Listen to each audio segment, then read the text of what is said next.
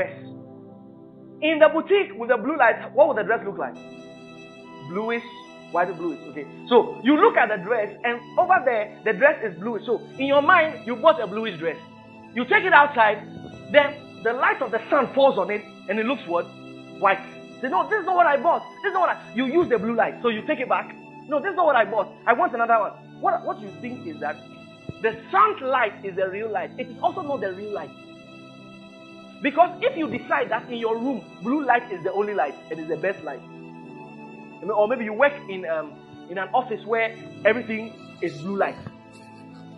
Then you know that you are going to wear a dress that will reflect with that light to bring out the color you want to see. Okay, so the light of the sun is a type of light. The light in that boutique is also another type of light. So there are different lights. But God is saying that there is a true light aside these other lights.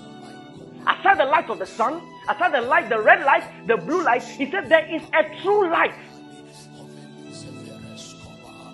I said when the doctor looks in your system, what he finds is as a result of, because light is knowledge, as a result of what he has learned in school. He learned that when he sees this and that, it is cancer.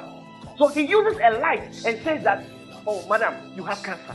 But he's forgetting that he's using a light, but there is also a true light. So I said, you have to agree with God's light, which is the true light. That's what we call it truth. There's a difference between fact and truth. Truth doesn't change, facts change.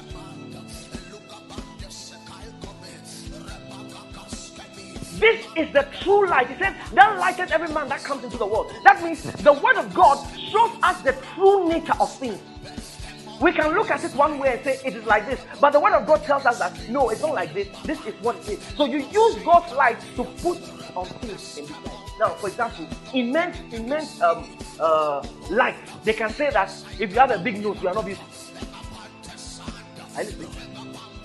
An immense light, they can say that, oh, if you are, your ears is like this, means you are not nice. That's immense light. And maybe you are a little big, and you go to Miss Malika, they say they can't take you because you are big.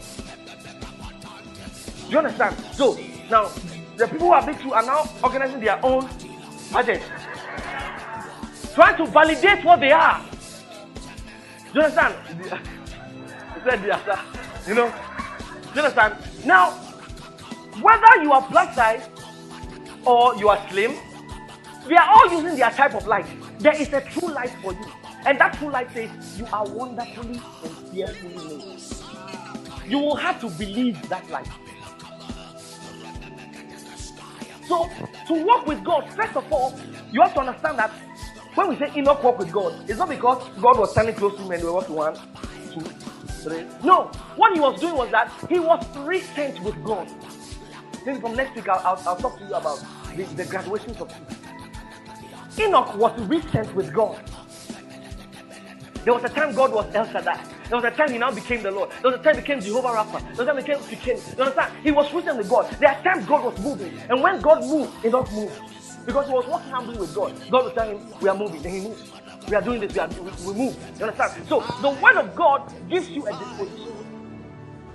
When you know the word of God and you know God's light, you now look at everything from God's light. Listen, God's light shows on everything, and when it shows on everything, it tells you the true nature of it.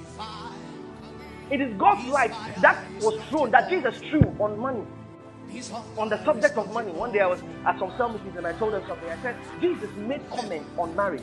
He made comments on money. He made comments on life. He made comments on building. You have to go and look for what comments that did Jesus Christ make on all phenomenon of life. Because that is the true light. That light is every night. Jesus Christ was the one who actually spoke about the fact that money cannot do everything. He talked to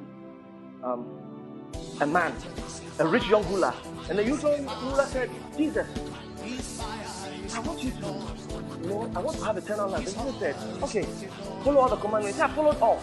Jesus Christ said, yes, you followed all. Okay. Now, I want to go and sell everything you have and go and give it to them and come and follow me. And now, the man got offended and he left. Okay, Peter left his fishing and followed Jesus. Now, look at that time, it looked as though the man took the right decision and he left. Now, look at this. Today, we know Peter will leave. He was saying, this man was a rich young ruler. He was not listening. Now, where are those houses that he refused? Where are they? Where are they now? Not even one. All the money he kept in the bank, not even one. All the things he refused to sell, not even one. So when God calls you to follow him, it's not about the position, it's about prosperity.